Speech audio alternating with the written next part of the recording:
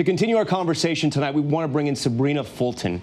She is the mother of Trayvon Martin, the 17-year-old unarmed black boy from Florida who was fatally shot in 2012 by George Zimmerman while Zimmerman was on neighborhood watch.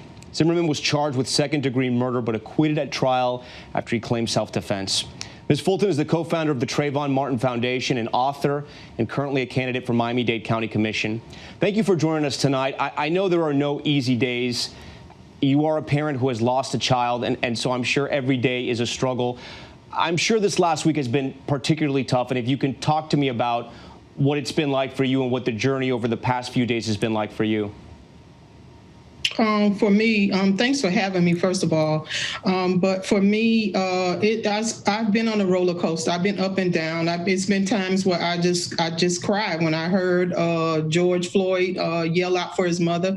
I cried because I imagine, me being his mother, or my son being there and calling out for me, and I wasn't able to help him, and he wasn't able to help himself.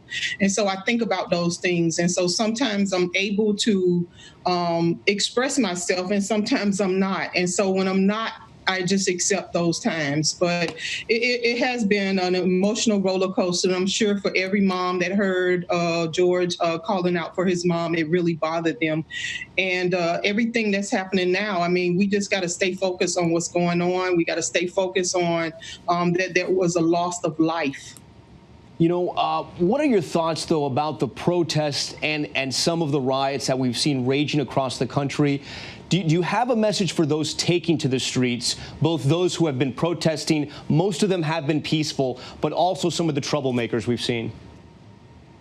I appreciate the peaceful protesters. I really do. I think they are sick and tired, and we all are sick and tired. And what we witnessed on last Monday was just simply disgusting and inhumane. And so people just have to have a way of expressing themselves, and that's how they feel that they're expressing themselves. So you're going to have some people that's protesting peacefully, and you're going to have some rioters. And we just have to understand that whole concept. It depends on how angry you are and how severe this has hit you. The issue with George Floyd started, or I should say ended, with police brutality, but it starts with systematic racism. I know you are currently running for office. You want to get into politics. Do you think you can make a difference?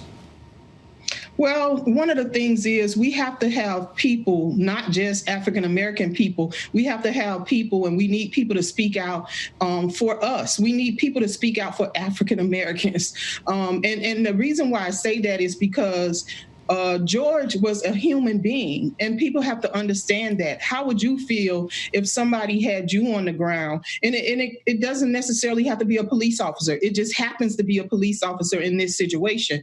But what if somebody had you on the ground and you were already in handcuffs and they put their knee on your neck until you died? That is so severe. That is such trauma for people to witness, and they continue to play it on the news. And I know it's news, but just imagine how that family is feeling. Imagine how you would feel if it was you, or if it was somebody that's in your family, one of your loved ones. How would you feel just knowing that somebody put their knee? It's a clear sign of disrespect. It's a clear sign of excessive force, because he didn't look to me to be resisting arrest. And I'm just an average citizen, and we have to look at it from that angle. Also, if you see someone doing wrong and you're not saying anything about it, then you're a part of the problem. And so that's why they're crying out for the other officers to be arrested, is because they feel like those officers are part of the problem, and they are. And so they want to arrest for all of them, and you bring them all in under arrest, and then you investigate. You do a thorough investigation to find out what exactly happened, because you're never going to know somebody's real intentions in their mind. Sybrina, I see a picture of your son behind you, and I know that grieving process never ends. So if you had a chance to speak with George Floyd's family tonight, what would you tell them? I would tell them to honor George. I would tell them, I know everything now is overwhelming right now. I would tell them to just try to be strong as they can, try to stick together, try to surround themselves with positive people, with praying people, with people that's going to lift them up and not bring them down. I would tell them that listen to the advice of their attorneys, because you're going to need some legal advice as well. I would tell them to just be as strong as they can and reach out to people who they feel that can help them through this journey.